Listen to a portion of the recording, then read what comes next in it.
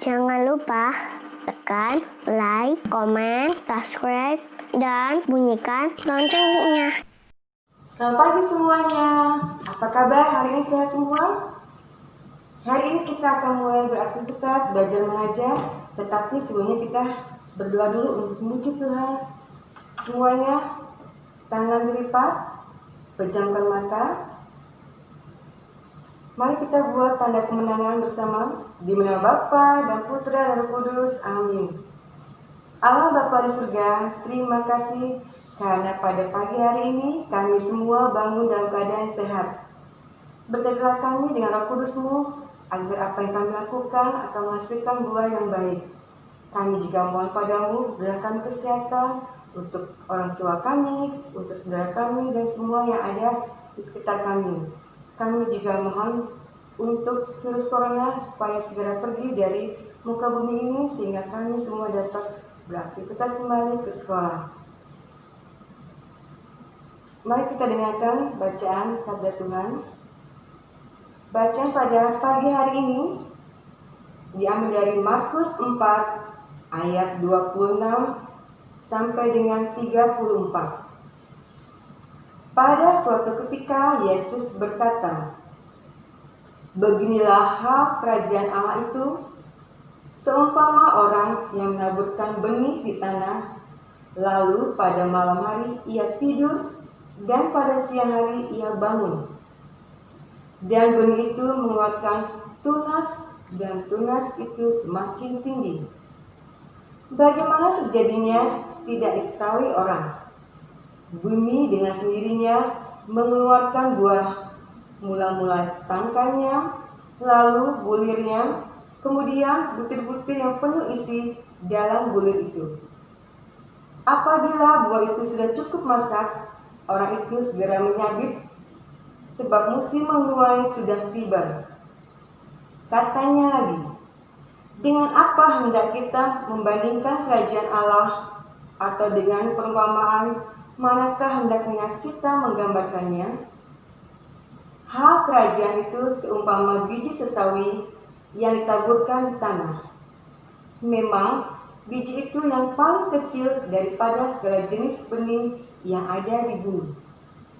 Tetapi apabila ia ditaburkan, ia tumbuh dan menjadi lebih besar daripada segala sayuran yang lain dan mengeluarkan cabang-cabang yang besar, sehingga burung-burung di udara dapat bersarang dalam naungannya."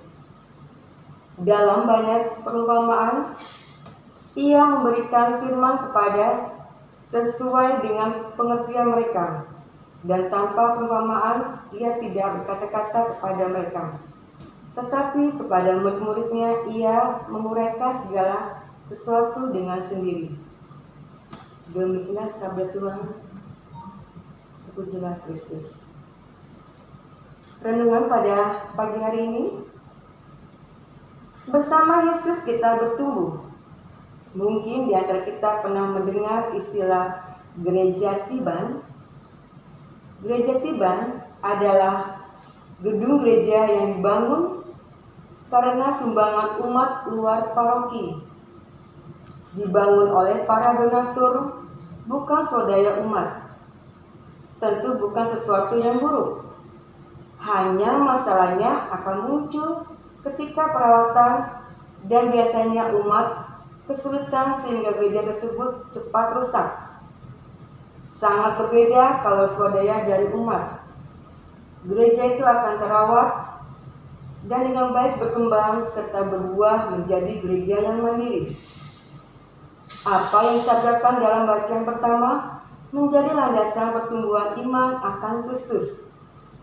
Ketika umat itu memiliki iman, meskipun hanya sebesar biji sesawi, kalau diperdaya, didampingi dan diteguhkan dengan doa, sakramen, dan pelayanan pasti akan bertumbuh dan semakin berkembang.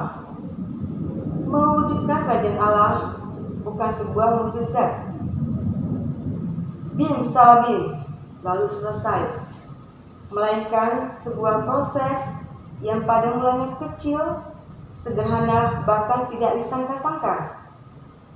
Yesus pun dalam menghadirkan kerajaan Allah melalui proses pertumbuhan seperti sebuah tanaman biji sawi. Jika iman kita dipupuk dan dibangun, tentu akan membuahkan hasil yang baik dalam kehidupan nyata kita. Benih itu akan tumbuh dengan cinta Allah dalam kehidupan kita semua. Semakin tumbuh dalam iman, kita sendiri dan orang-orang di sekitar kita akan mengalami damai sejahtera. Marilah kita berdoa. Bapa yang Maha Baik, kasih-Mu sungguh tidak berkesudahan, dan Engkau memanggil kami untuk menghadirkan kasih itu dalam kehidupan kami. Tuntunlah kami untuk mewujudkannya sebagai ungkapan kehadiran kerajaan-Mu di bumi. Amin. Mari kita satukan doa kita dengan doa Bapa kami. Bapa kami yang ada di surga, dimuliakanlah nama-Mu, datanglah kerajaan-Mu, jadilah kehendak-Mu di atas bumi seperti di dalam surga. Berilah kami rezeki pada hari ini, dan ampunilah kesalahan kami, seperti kami pun mengampuni yang bersalah kepada kami, dan janganlah masukkan kami dalam pencobaan, tetapi bebaskanlah kami dari yang jahat. Amin. Santo Markus, doakanlah kami supaya kami dapat menikmati janji Kristus. Di nama Bapa dan Putra dan Kudus. Amin. Mari kita bangkit berdiri untuk menyanyikan lagu Indonesia Raya dan Mas Santo Markus.